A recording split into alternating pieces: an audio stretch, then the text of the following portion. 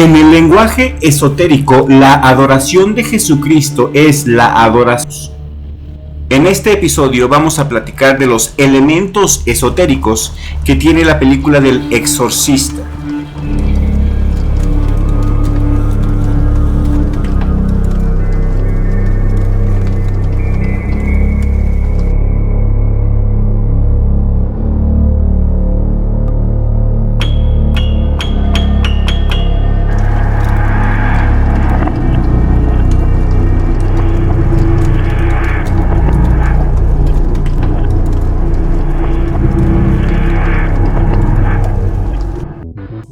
Pazuzu es un dios demoníaco asirio-babilónico que fue el más popular en el primer milenio antes de Cristo. Era el hijo de Jambi, rey de los demonios del inframundo y hermano de Umbaba, el demonio protector del Cedar Forest en la épica de Gilgamesh, quien es asesinado por los héroes. Era el demonio del inframundo que controlaba los vientos del oeste y del sureste, lo que provocó hambre durante la estación seca y en la estación lluviosa, tormentas desgarradoras y langostas. Como él era la fuerza detrás de los vientos destructivos y su amenaza, también se consideró la mejor defensa contra ellos. Similar en ese sentido al dios egipcio Set, las oraciones a Pazuzu tenían la intención de desviar su inclinación natural hacia la destrucción a los fines más benevolentes de protección. Como estaba claro que tenía un gran poder para dañar, se creía que era igualmente poderoso para proteger del peligro que representaba. Pazuzu es el demonio mesopotámico más famoso en la actualidad y probablemente el único que la gente haya oído hablar de él, como señala el erudito Stephen Bergman. Aunque corto de dinamismo, Pazuzu llegó a Hollywood y es el único demonio de Mesopotamia que protagonizó una película, El Exorcista.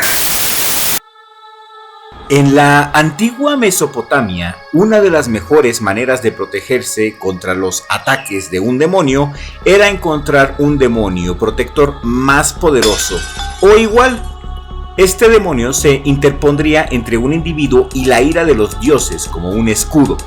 Pazuzu fue el más popular de estas deidades protectoras. Se le pidió principalmente evitar que Lamashu asesinara a los bebés por nacer o recién nacidos, pero parece que también se invocó contra las enfermedades, la impotencia sexual y los efectos nocivos del viento del oeste y del sureste que soplaba contra la tierra del Mar Muerto. Los mismos vientos que el mismo Pazuzu controlaba. Pazuzu es imaginado como una figura especialmente asombrosa, capaz de asustar a cualquier demonio menor o fantasma. Es imaginado como una figura especialmente atemorizante, capaz de asustar a cualquier duende.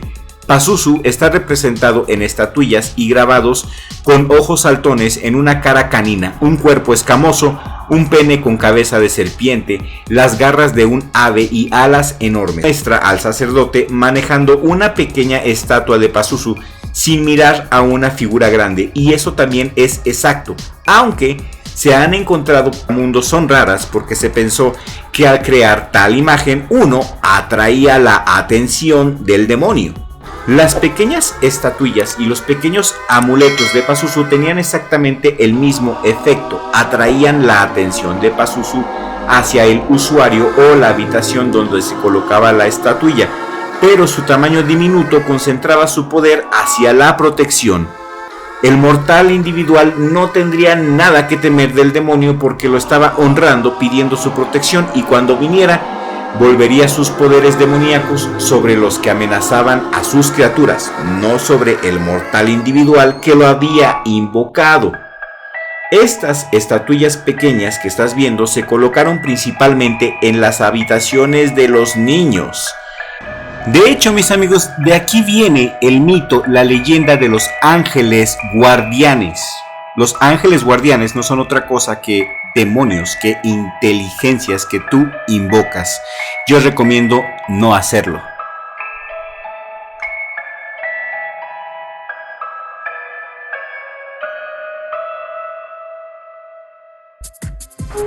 Si te está gustando este videoprograma y aún no te has suscrito, suscríbete al canal y toca la campanita, activa todas las notificaciones para que no te pierdas ninguno de nuestros episodios.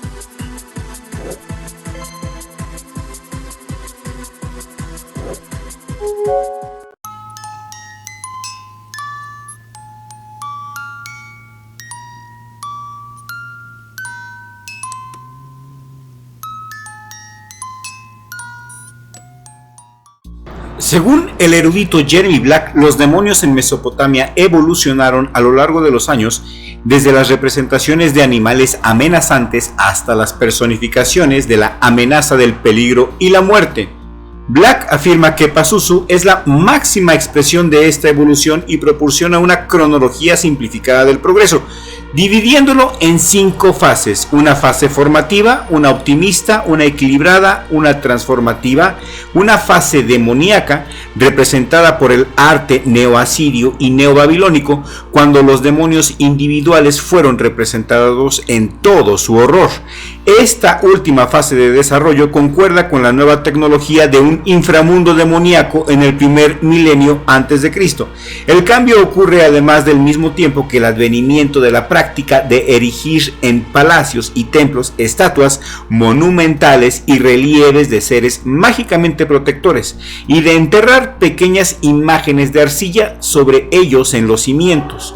Y esta evolución continuó en el periodo helenístico de la historia de Mesopotamia y continuó en el periodo cristiano.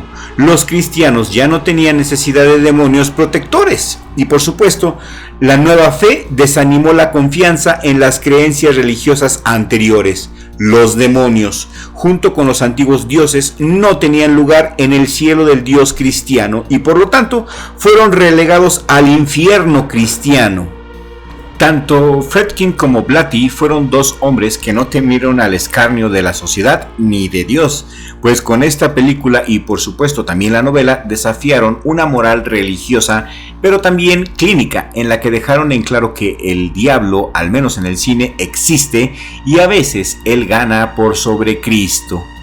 Pues si bien al término de la película, la joven Regan, Linda Blair, se libra del demonio, no olvidemos que en su camino el buen Capitán Howdy, como se hacía llamar el ser maligno, se llevó a 3 hombres entre sus pezuñas. Asimismo, la película desde un principio nos deja en claro que lo que en ella veremos es una lucha entre las débiles y moribundas fuerzas del bien, encarnadas en la figura del padre Lancaster Marine, y una maldad sedienta de venganza que ahora regresa para dar una última batalla. Claro está que dicha imagen se ve reflejada en uno de los mejores fotogramas que resumen prácticamente toda la cinta, y ese es aquel que se nos muestra de manera de premonición los terribles hechos que sucederán más adelante al mirar a Merrin frente a Pazuzu, rey de los demonios del viento. Yo estoy seguro que prácticamente todos ustedes han visto esta película, y si no la has visto, este es un excelente momento para que la veas, porque créeme, está buenísima, te la recomiendo. Si este video tiene éxito, recibe muchos likes y lo comparten mucho y están interesados en una segunda parte, podemos hacer una segunda parte analizando El Exorcista 2 y El Exorcista 3. Así que depende de ti. Si quieres que este video se convierta en una playlist, escríbeme tu comentario y comparte este video en todas tus redes sociales.